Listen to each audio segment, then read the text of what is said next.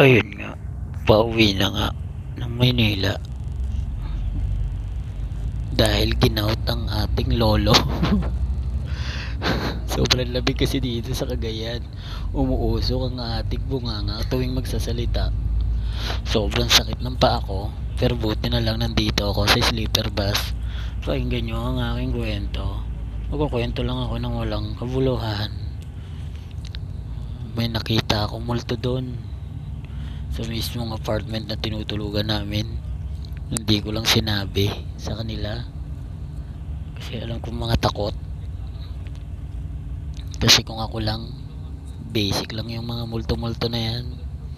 And ayun nga, dahil 16, pwedeng abutin na 16 hours ang biyahe. Kaya sleeper bus talaga ang dapat mong sakyan. Pero gayon pa man, sana 12 hours lang yon.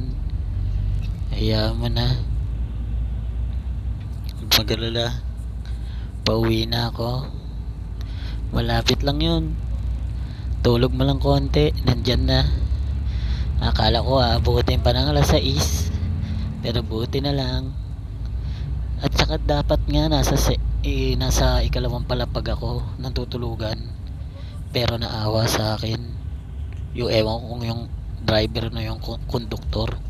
Naawa sa akin, sabi grabe naman yung nagpa-reserve sa'yo, dito ka na lang sa baba. Naawa sa akin kasi iika-ika ako, pilanto this real. Pero ayun nga, kita-kits na lang ulit sa Fairview at kakanta ulit tayo doon. Salamat.